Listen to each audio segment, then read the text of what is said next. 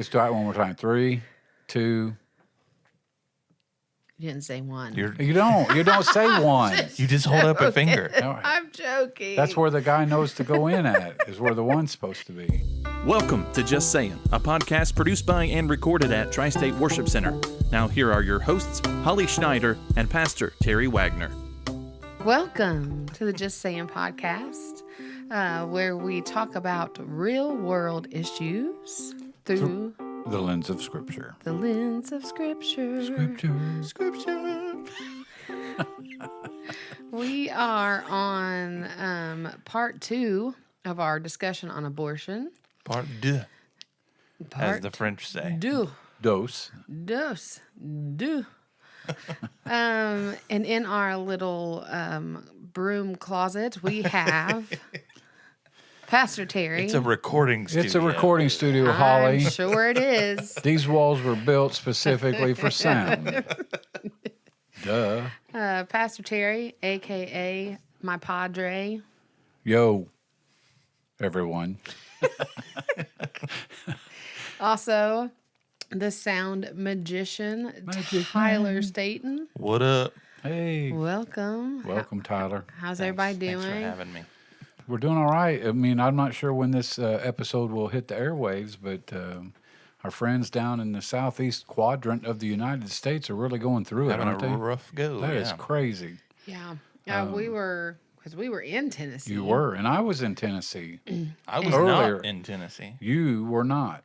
So you just sat there and listened to us I talk will about just, it. But I'm like- all ears. 40, which takes you to, Asheville area, right. Knoxville. Right. Like there were just like whole pieces of the road just gone. Yeah. Like just gone. I saw a video where there was like a whole house was just floating Well, floating down the river. And I'm That's the just- crazy thing is for us to try to understand what that must feel like. Yeah. To be like you're sitting 1 minute in your house with 2 cars and some pets and your family, and literally in seconds it's floating down the gone, river. Yeah. Especially in those areas. Like, I mean, in Florida, I figure that's always a thought, Yeah. that's going to happen. But like in Georgia and Tennessee, I Well, a lot figure of that that's is, probably not. the terrain. You got all those mountains and you got cities that are down in the bowls, Mm-hmm. And I was in Gatlinburg earlier in the week and it started raining on Wednesday, but I left Wednesday and Thursday and Friday got worse and worse. Yeah. It's crazy. It But is. other than that, doing great. It is kind of, and I'm going to say this and get in trouble. Then you have people that are whining because they don't have any power today. Yeah. Yeah. Could be a lot worse. Oh man, your house Or could that be they're floating. staying in a hotel. Yeah. Hey, Ouch.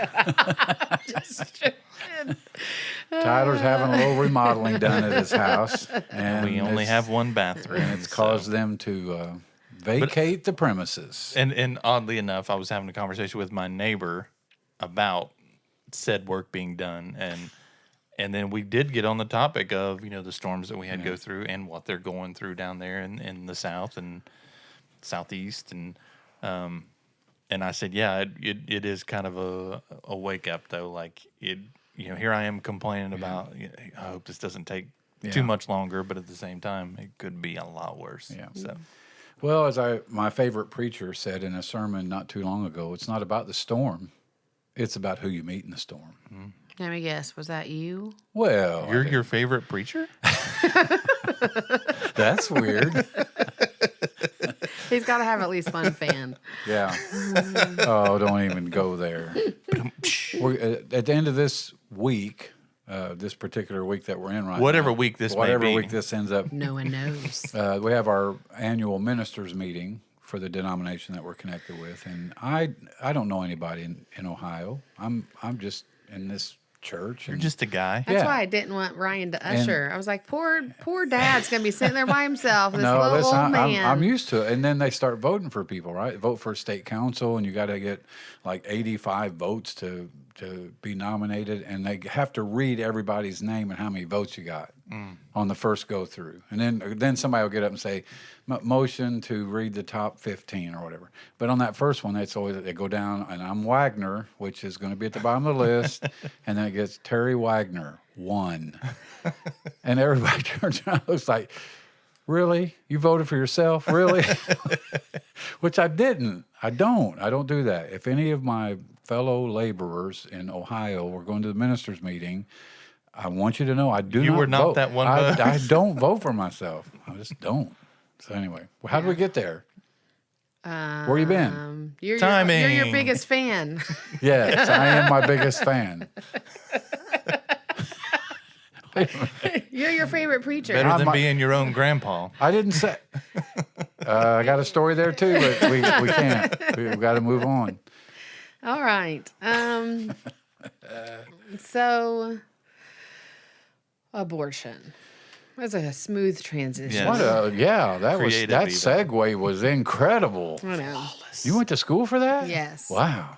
She's a mathematician. I am.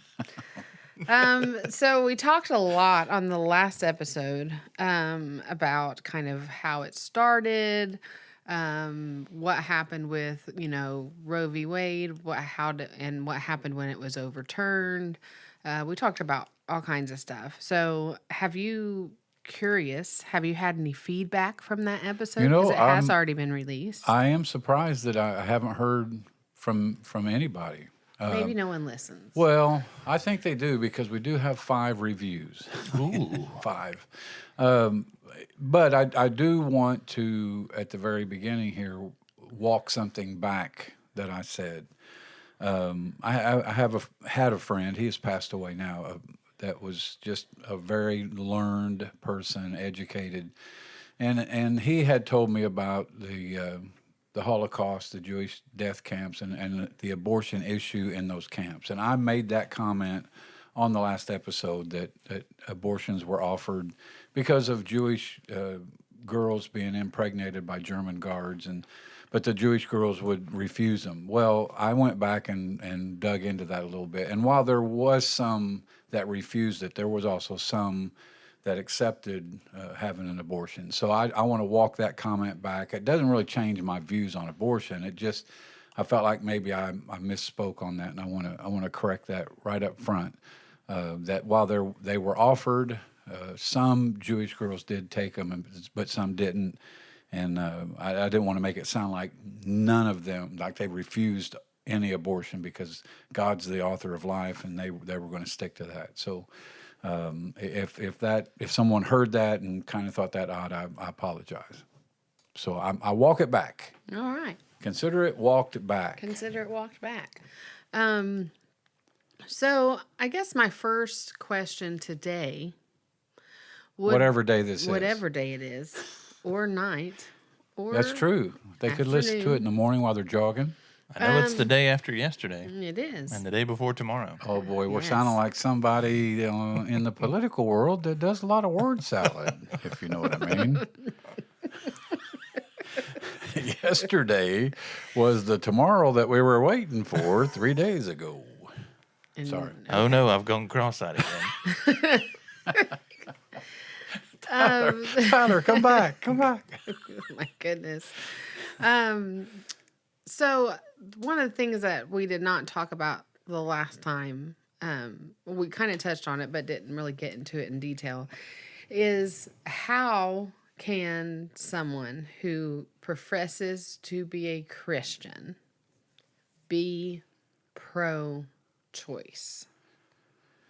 I mean, I don't know. I don't know how they can rationalize that or resolve that in their mind, the tension there, because again, I go back to and remind everybody that this is a podcast of looking at life through the lens of Scripture. So I need everybody that's listening to understand that that's where these views come from.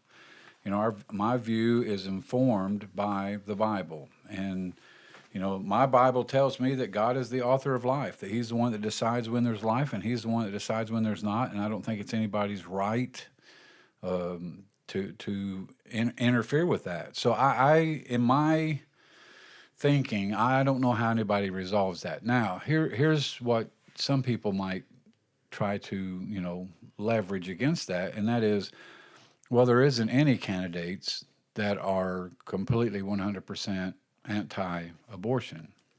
And I say, yeah, that's true. Nobody has an abortion ban, right? So I think you have to start pulling in other convictions, if you will, to decide how you want to vote and how you decide, does this person represent or reflect my views? And so from that aspect of it, again, you just have to do your research. But I do not, me, Terry Wagner, I do not know how anyone can be pro-choice and be Christian. Now, I know you get to all the arguments about, well, God is love and he's going to love people. And yes, he is love. And you're going to get the arguments of, well, it's not life until it's viable. And we had this discussion on the last episode. As a matter of fact, at some point here in the next few minutes, I would like for you to share the story of Zay in the sense that you were not able to conceive and how he came on. But you made the point last time that he's not.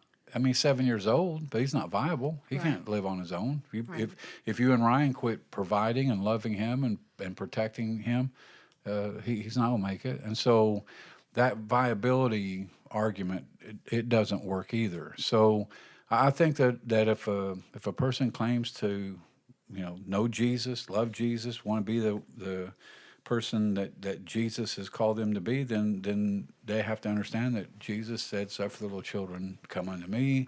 Jesus said that he's the way, the truth, and the life. I mean, he's the author of life, and I don't think anybody can take that into their own hands. So I'm going to play devil's advocate. Not you. Are you ready? Conspiracy number one. Oh boy, I'm just joking. that's another episode. I have heard in my many years of being in the church, a lot of people make the argument, how can you be pro-life and be for the death penalty? Mm-hmm. What do you say about that? What do I say? Yeah. Well, I say that's apples and oranges. Okay. Okay, one of them is a punishment, a judgment. I don't see how anybody could say, well, if you're pro-choice, then you can't be for the death penalty. And I'm not sitting here. This is not a death penalty podcast. Right. We can do that later. But Discussion. But I'm saying that's not the same. To me, that's not the same issue. I think if a person makes a decision to go out and do something that warrants that severe of a consequence, then I don't know how you can't compare that to someone saying, well, I want to have an abortion. Because, again, I want to repeat a few things from the last episode. 96 to 97% of all abortions are elective. It's people that say, I'm not ready, I don't have the money, I don't feel like I can be a parent right now, I got my career to think about.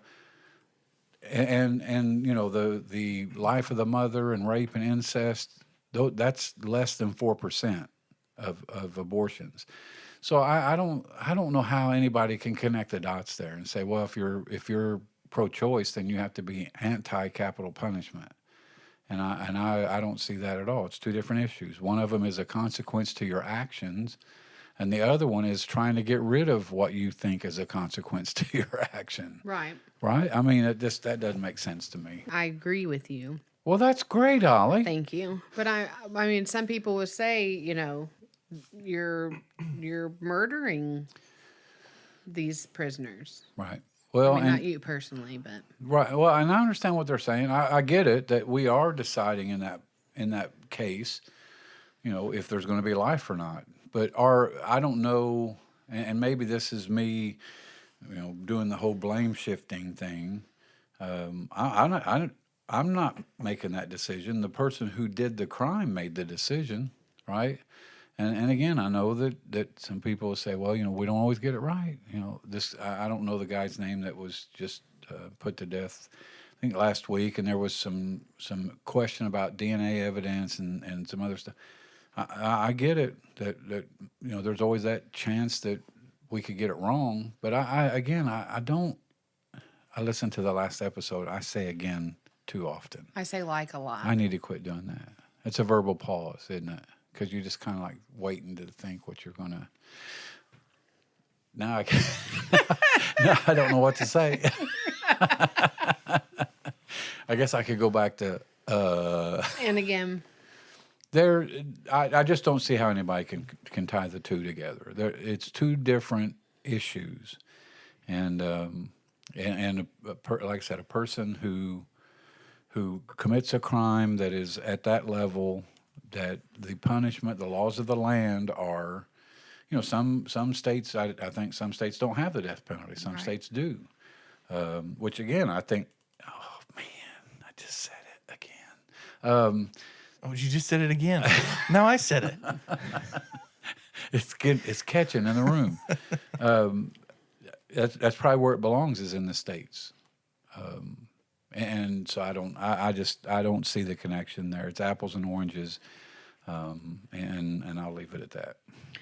and so what do you say, and we kind of covered this a little bit last time, but what do you say to people who say that it is not a Christian issue, it's a political issue when it comes to abortion? Well, I don't know how do you do that? How do you say that life of an infant, life of a child, conception, whatever you want to call it, how can you say that that's not a biblical, spiritual issue? Of course it is. And if I say something, I said something about it yesterday from the pulpit, and it's not a political issue. It's a biblical issue. It's a moral issue. I think that it's the way that the enemy has successfully eliminated 50 million people. That who knows? I mean, somebody was asking in our men's Bible study last night, like, who's going to be the next Billy Graham? Well, there might have been several of those Billy Grahams, but we'll never know. Right. And I don't see how anybody could say, well, this is not about whether I'm a Christian or not a Christian, whether I believe in pro-choice or pro-life. It absolutely is connected. And I feel like that's just a way of deflecting. That's just a way of saying, I can believe this and still hold to my Christian ethic, my Christian values, when the reality of the situation is, no, I don't think you can. I think you have to value life the same way God values life. And he's the creator of life. He's the one that comes up with it. It's not us. And so I don't think I don't think a person can separate their Christianity and just call the abortion issue a political issue and be able to reconcile that in their own brain. I don't see it. So, I don't know if you saw it in the news recently, and I should have looked up the article and I forgot where it was, but literally it's been since we recorded the last podcast, which we won't say when that was. Yes. But it's been since then that a baby was found in a dumpster. Did you see that? I did not. A baby was found in a dumpster, umbilical cord still attached, and they were trying to find who did it so they could press charges against her. And I'm like, I am so confused. Right. Yeah. Because there's literally babies in dumpsters outside of clinics every day. Yeah. And nobody's pressing charges against those people. So how can you press charges against somebody all because they took it upon themselves to do it? Yeah. And a doctor didn't do it. I don't understand. Well, I think there's confusion. I think what elevates the confusion is that no one wants to say what is life. Yeah. No, I've watched some of these congressional hearings where they're grilling, certain doctors about, and of course it depends on which side of the aisle they're on, with the kind of questions to ask. But I remember, and I want to say it was Ted Cruz, but maybe it wasn't. But for some reason he comes to mind, and they continually ask the question, well, when is life? When is a Right. fetus considered life? And the person that they're talking to just kept skirting and kept skirting and kept skirting. And I just use that one example to say that's one of the problems, is that no one will stand up and just have the backbone to say, this is when life begins. Right. And because of that, it allows for all this confusion. It allows for people to say, well, it's not till the baby is viable outside the womb. And the complete other end of the continuum is it's at conception. When the egg and the sperm do their thing, then that's life. And no one, I don't think there's a clear picture for anybody. Now, for me, there's a clear picture, and that is at conception. I think there's life at conception. But from our government standpoint, no one will. Again, there was I said again, you have to take all these agains out. Okay, Don't do Okay. that. I'll pay you to do it. Add them in at the end as like a what do you call Can you that? change the pitch on them? Blooper Make reel. Yeah, make Change a the song pitch. out Yeah, of make it. it like a chord. Again. That would be cool. Again. But I just think someone needs to stand up and say, this is it. This is when. Now, we may not agree with what they come up with, but I think that's what leads to all this confusion of, a pregnant mother is killed in a car wreck and it's a double homicide. But 75,000 people can walk into an abortion clinic and it's not. Right. I don't get it. For our other podcast, you know what's crazy? I would say this. What would you say? You've already gone through the hardest part, Giving birth. giving birth. Why don't you just take it and drop it off on somebody's doorstep or Right. something? Right. Like, why? Yeah. Why a dumpster? Yeah, that just breaks my heart in a million pieces. And that leads into a chance for me to tell my story. Yeah. Please, I would love for you to do that. I was unable to have children, and we had tried different avenues, different medications, things like that. Honestly, we never did the IVF route because we just didn't have the money. I mean, that's so expensive, and so we kind of just gave up on it, and And took on 5 dogs. and rescued 5 puppies who needed love. And so, yeah. And then, so what happened was we got a phone call. I'll never forget it. It was the Monday after Thanksgiving. And we got a phone call from my husband's mom, about someone in his family who was getting ready to lose their home. And they had Isaiah, my son, with him. He was 4, I think. And we were like, yeah, let's go get him. So we went and picked him up, and he has not left since. Both of his parents were, drug addicts, and he was actually staying with another family member at that point in time, and they were losing their housing, and they really just didn't have anywhere for him to go. Now, all of that being said, no one ever fought us for custody for him. No one ever tried to get him back. But it took us a year and a half to go through the court system to get him adopted to us. I mean, it was almost every month we were going to these hearings, and there was nobody there on the other side.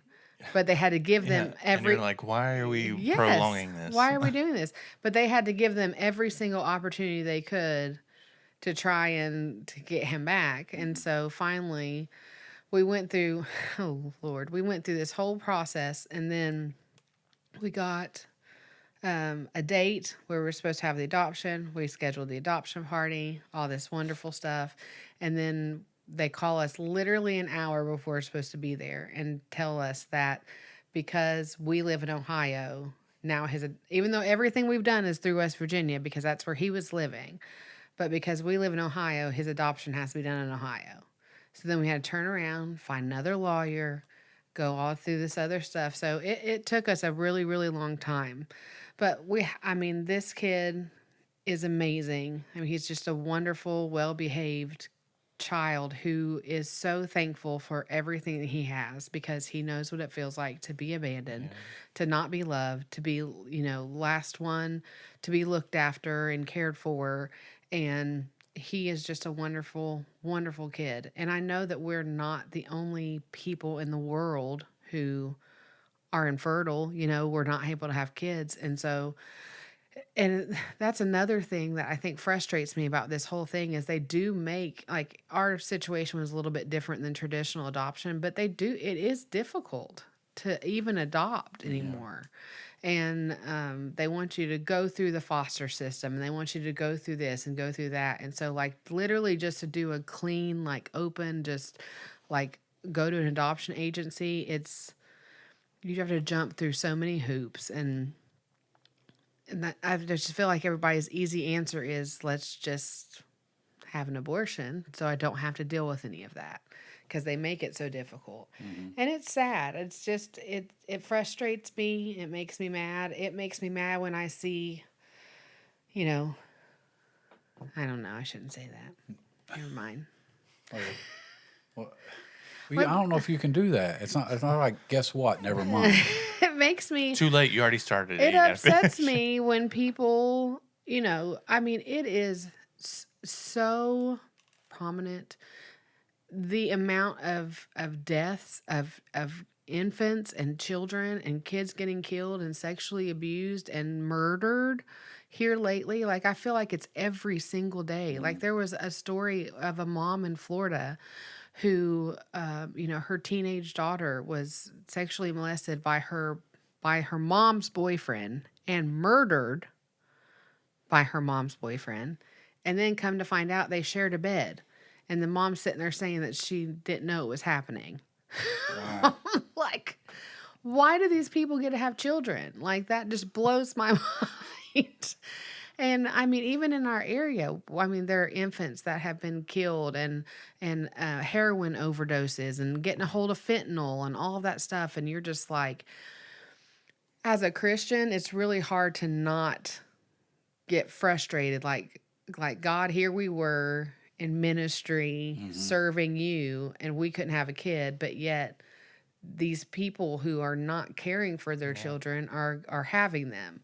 And it's I don't know that it's sin for me to get angry about it, but at the same time, it's just frustrating. Like, why can't these people see that the precious gifts that they've been given? Well, I think that it goes back to the garden, selfishness. Yeah. It's just, I want what I want, and I want it now, and I want it the way I want it, and we could go down the list of, my body, my choice. Okay, but you're not making a choice on your body. You're making a choice on Someone else's. an infant's body. Yeah. Right. Well, this is my reproductive health. Well, you're stopping the reproductive Right. part of it. It's not, how's it reproductive health when you're stopping the Seems to reproduction? be working just fine. Yeah. If it ain't broke, don't fix it. And here's the old fuddy dud, Pastor Terry, 65 years old.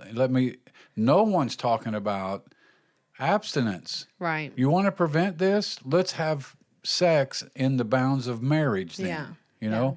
And even in those situations, and I did get one question from a listener. It was a friend of our family from Indiana, and his question was, what about birth control? Isn't that taking into consideration and taking into your hands whether it be life or not? Go ahead. No.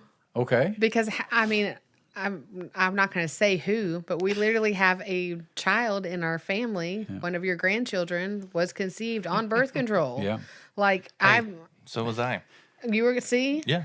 I don't know. They will never tell me if I was an oops or not. 2 out of the 2 people we've surveyed were born with birth control. We got statistics, people. I don't think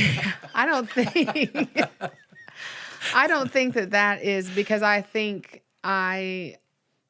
that's timing, right? People are trying to not ovulate, if we're just going to be blunt about it, so they can not have children. But that, it's not, foolproof. No. Neither are condoms. No. There's all kinds of stuff. And in the same, I feel like in the same realm, when it comes to IVF, I've heard people say, and it may have been me, it may have come out of my mouth at some point in time, but I will never admit to it, is that, when you're taking sperm from someone and you're taking an egg from somewhere else and you put them in a Petri dish. Yeah, Petri dish, right. Are you not playing God? Are you not forcing, or if they can clone a lamb, how are you not, creating a being? But a very wise person once told me, he probably doesn't remember this because he's 65 years old, but he did. Wait a minute. You might be talking about me. No, she's talking about your favorite pastor. Told me even then, right? How many times does a sperm, enter an egg and not go all the way through? And so even then, God is still choosing when there's life. Even if science is playing its role, God is still choosing when there's life. And I believe the same thing about birth control. I believe that you could probably, be on birth control for 5 years and that be completely effective. And at 5.5 years, if God decides that that's the time that life is going to be conceived, it's going to be conceived whether you're on birth control or not. Yeah, I agree with that, and I hope you're listening, you who sent in the question, because I agree that we can try to be responsible. I think Right. is maybe the way you were leaning there. Try to be responsible, make sure that we're not getting ahead of the ball game when it comes to having a family, starting a family.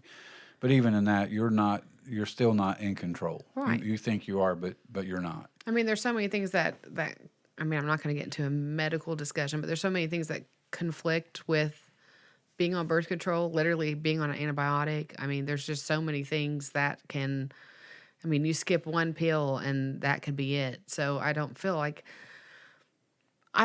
it's a baby prevention necessarily, if that makes sense. Well, in your way, it made sense in the way that you like to say things. So, yes. I think I only have one more question. Do we have time for one more question? We got time. We got plenty of time. So, and I've recently heard this from another podcast, and I listened to You it. listen to others besides us? Yes, I do.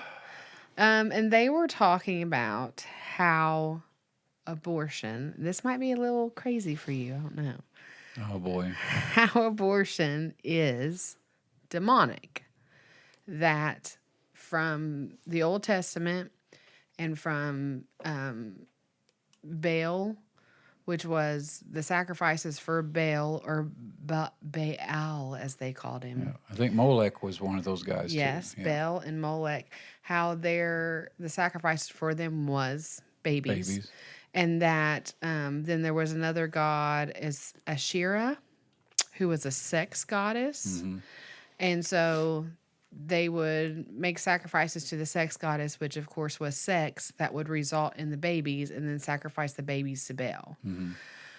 What are your thoughts? Do you feel like that still happens Well, today? I think the whole issue is demonic.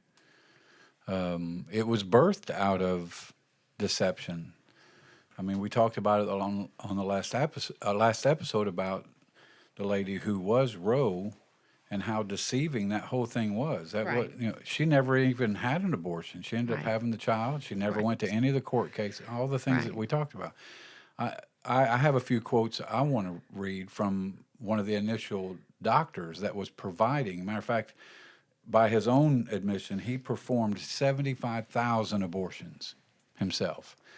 But within time, he became an incredible proponent of life. He changed. And here's what he said regarding the campaign to legalize abortion in the United States. And it's a paragraph, so let me read the whole thing.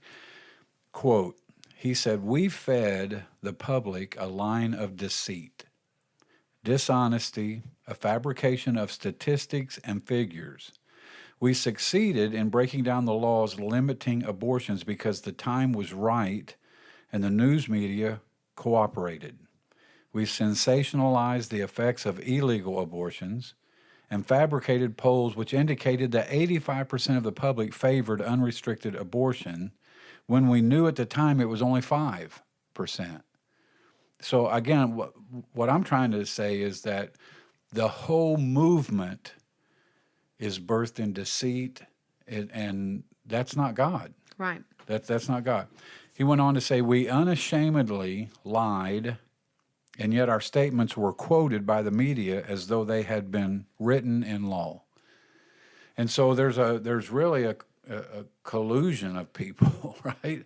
The doctors, some of the medical field, some women's rights movements, government, all these people are coming together, and I think the whole thing was birthed out of deception, which is to me demonic. Right. I mean, that's demonic.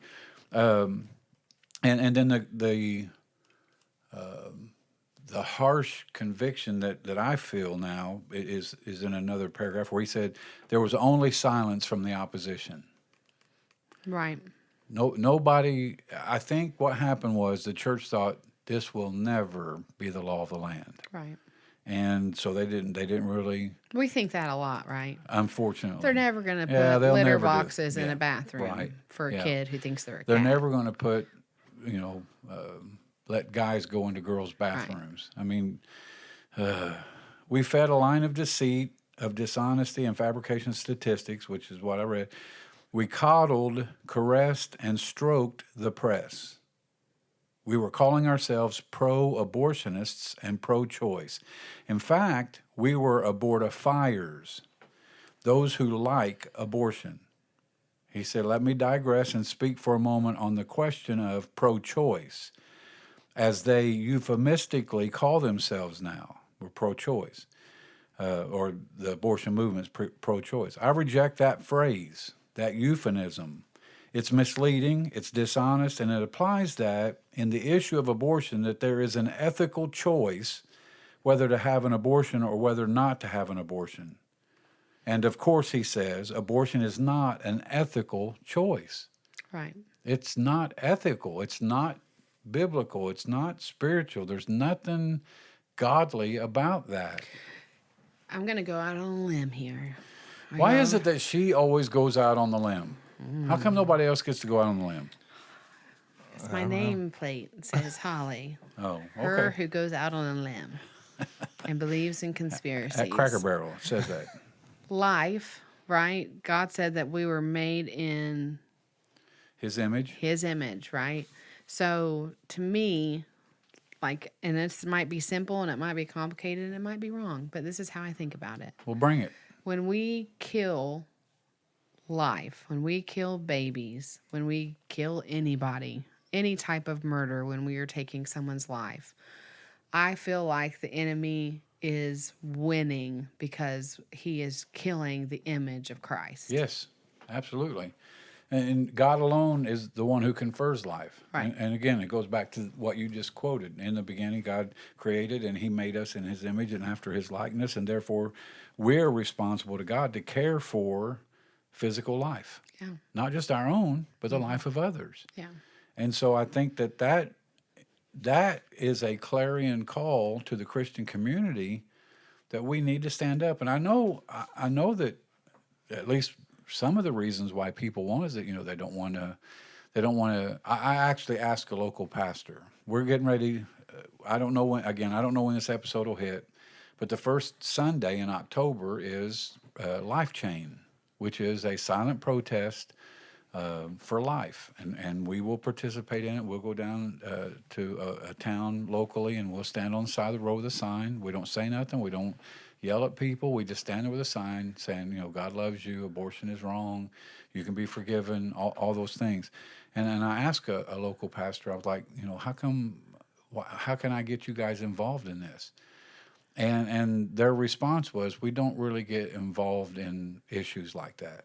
Oh my goodness. And I was kind of floored. I just couldn't believe. What do you mean you don't? Well, it's so controversial, and you got people on both sides. Like, no Christian should be on. It's not controversial. No, it's That's not. the whole thing. Is oh my goodness, I can't. Well, Holly, you're known for just being I out there. know. So Like, that just is so frustrating to me, because here's what happens is, for some reason, the church has gotten into this cycle of like, we don't have a backbone anymore, right? Like, we don't say, we don't want to offend, we don't want to do this, we don't want to do that, but we are loving and accepting people straight to hell. Sure. Like yeah. they are still gonna, and that's what scares me. I mean, and like I said, my brain's weird; it works differently. But at some point, I will stand before the Lord and I will answer for things that I not only did, but things I didn't do Right. that I knew I should do. Well, and that, Then that should worry us Yeah, as a Christian body, as a kingdom. We should be worried about not only the things we're doing, but the things that we're not doing. well, that's biblical. There are sins of commission, sins that we commit, and then there's sins of omission, sins that of things that we omit, which James, the half brother of Jesus, in his book in the New Testament, said that if you know to do right and you don't do it, it's sin. Well, if you know to do something and you don't do it, you're omitting it. You're not doing it. So there's sins of commission, sins of omission, and I think that while the enemy is not going to go to some people like in a church, say at Tri-State Worship Center, probably not going to go to somebody and say, hey, you need to go kill this person, or hey, you need to go rob this bank, or hey, but I do believe the enemy comes to people and say, hey, listen, you don't want to be involved in that. That's something you need to back off of, even though you know to do right, and then you don't do it. And to him who doesn't do it, it's a sin. And who, if the church doesn't stand up against it, who's going to? Nobody's going to. and We are in the position that we are in the world, dealing with all the things, not just abortion, but all the things we're dealing with because the church stayed silent. Like, Well, that's why we're here. go back. Nobody wants to talk, and I know I hit on a little bit at the end of the last episode, so maybe I'll do it again on this one. Nobody wants to go back and talk about founding of the country. Right. And when they do, you have revisionist history going on that's taking out all of the Christian things about our founding. But the founding fathers, all of them were God-fearing men. They said there was a law or something written in Massachusetts in the 17-somethings where you couldn't even hold political office unless you were a professing Christian. I'd say that's probably. Isn't that crazy? I'm reading The American Story by David Barton, and man, it's just. I wonder who in the world do we have today that was like a George Washington, that's like a Thomas Jefferson, who says, I'm ready to risk my life for what I believe in. Right. And Or not only we're not willing to risk our life, we're not willing to stand on the side of a road and hold a sign Right, up for yeah. what we believe in. It- Heaven forbid anybody puts us in jail for our beliefs. we'll have 12 people show up, and that's kind of. I'm going to quote a Democratic president. His name was Lyndon Johnson. He followed JFK. But here's what he said in his inaugural address. And again, this was in the 60s. So I've left the late 1700s and early 1800s, and now I'm bringing it up to the 1960s. Here's what he said. Under this covenant of justice, we have become a nation, prosperous, great, and mighty, and we have kept our freedom, but we have no promise from God that our greatness will endure. We've been allowed by Him to seek greatness with the sweat of our hands and the strength of our spirit. If we fail now, we shall have forgotten in abundance what we learned in hardship, that democracy rests on faith, that freedom asks more than it gives. Freedom asks more than it gives.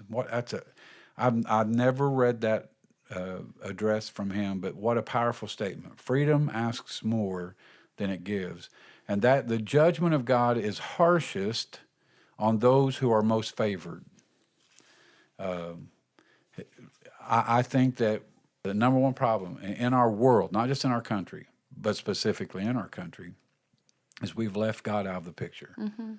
God is no longer a part of decision making, and that rests solely on the shoulders of the church, not the government. The government does not legislate morality. The church is the one that's supposed to be the moral thermometer in the world, or thermostat, that changes that.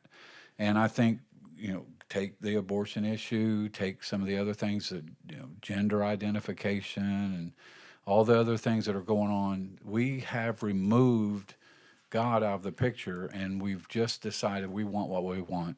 and I'm going to be selfish about it, and I want the things that I want, and it doesn't matter what everybody else thinks. And I think there'll be a price to pay for that. Well, we are paying a price for that. Yeah, I was getting ready already. to say. I mean, if the Bible is any telltale sign of what happens when you murder children, then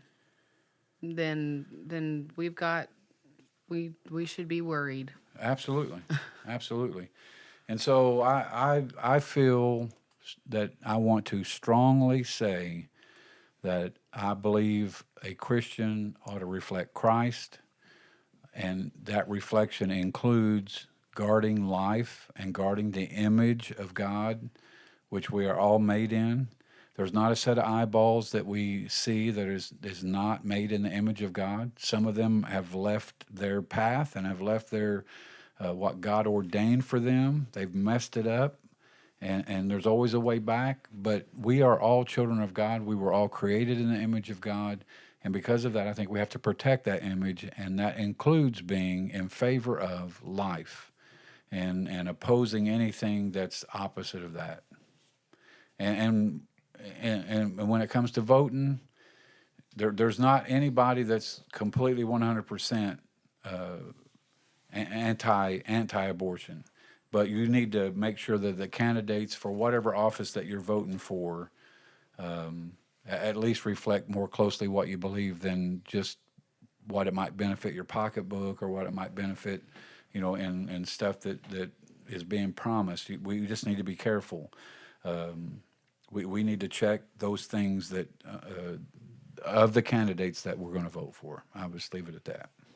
All right. All hearts and minds clear. Not really. I got a lot more I want to say, but Do we're we at need the an episode 3? we'll move on. But I just don't see how anybody can think anything other than, as a Christian, we should be protecting life. Period. Amen. I believe Exclamation it. point. Exclamation point. All right. Well, thank you for being with us on this second episode about abortion. We will be back with another episode, topic to be determined. I've got one in mind. Oh boy. She's not sharing, but that was a teaser. No, Did we she's land Holly. on the She's not moon? sharing. I'm just joking. I'm just joking. No, she's not. Join us next time as we talk about The did sound- we land on the moon? The sound stage that made you think we landed on the moon. That's where we're going to be recording the podcast Yes. from. Is that sound That stage? particular sound stage. Hope you guys have an amazing days to come. Days to come. Yes, and we will see you the next time on Just Saying. Goodbye. See ya. Bye.